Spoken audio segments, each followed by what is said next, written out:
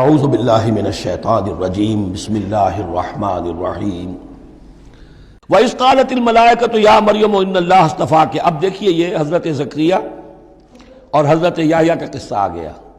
کہ بانجھ بوڑھی عورت کے بطن سے شدید ضعیفی کی عمر میں حضرت زکریا کو اللہ نے یحییٰ جیسا بیٹا دے دیا، تو کیا یہ عام قانون کے مطابق ہے؟ یہ بھی تو معجزہ تھا۔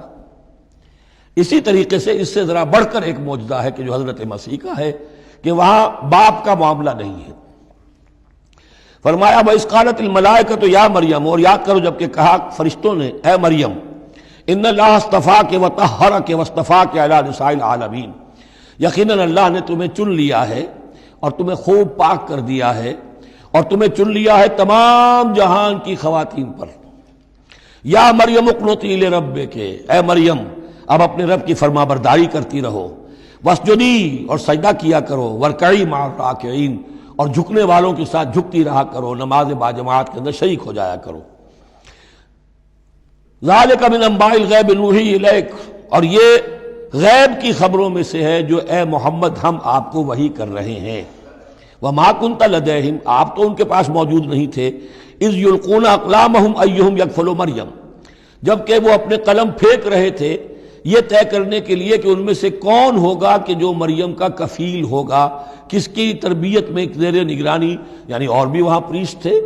کاہن اور بھی تھے، ان سب میں سے ہر ایک چاہتا تھا کہ یہ بچی جو ہے میری تحویل میں ہو، میں تربیت کروں، جسے اللہ کے نام پر جو ہے اس طرح وقف کر دیا گیا ہے۔ لیکن یہ کہ جب وہ اس طریقے سے اپنے قلم پھینک کر کچھ جیسے ہوتا ہے کوئی ذائچہ نکالنا یا کسی طرح کا معاملہ تو طے کر رہے تھے، اس میں اللہ نے حضرت زکریا کا نام نکال دیا تھا۔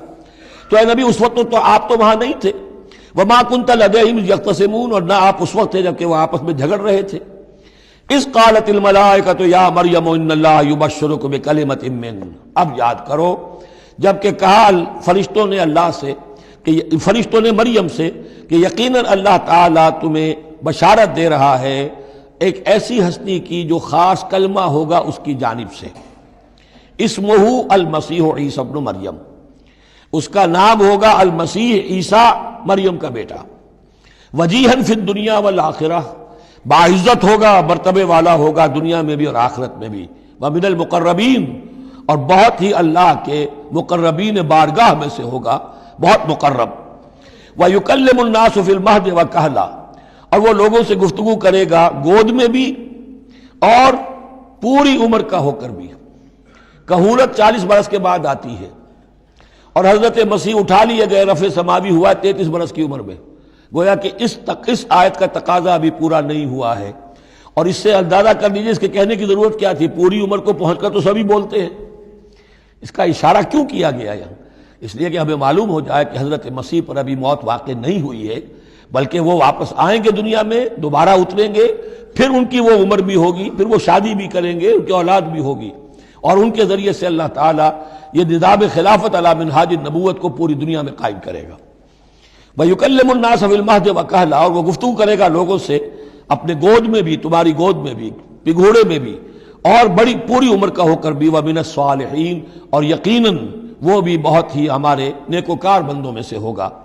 قالت رب انا یکون لی ولد، حضرت مریم سلام علیہا نے بھی وہی جو ہے بات واضح کی، اے اللہ میرے اولاد کیسے ہو جائے گی؟ یمسسنی بشر، مجھے تو کسی مرد نے ہاتھ تک نہیں لگایا۔ قال کذالک اللہ یخلق ما یشاء، فرمایا اسی طرح اللہ تعالیٰ تخلیق فرماتا جو چاہتا ہے، اس کو ضرورت نہیں ہے۔ ٹھیک ہے عام ولادت انسانوں کی اسی طرح ہوتی ہے، باپ کا بھی حصہ ہے، ماں کا بھی حصہ ہے، لیکن یہ کہ اللہ تعالیٰ کے لیے کسی بھی شے کی ضرورت نہیں ہے، وہ محتاج نہیں ہے ان اسباب اور وسائل و ذرائع کا، اور جو چاہے کرتا ہے۔ قال کذالک اللہ یخلق ما یشاء اذا قضى امرا فانما يقول له كن فيكون، وہ تو جب کسی شے کا فیصلہ کر لیتا ہے تو بس وہ کہتا ہے ہو جا اور وہ ہو جاتی ہے۔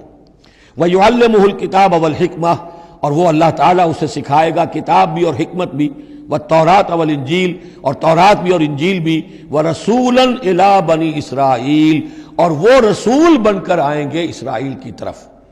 اب یہ جو دو کنٹمپریریز ہیں ان کو نوٹ کر لیجئے کہ حضرت یحییٰ کے بارے میں نبیم من الصالحین پر آ کر بات ختم ہو گئی،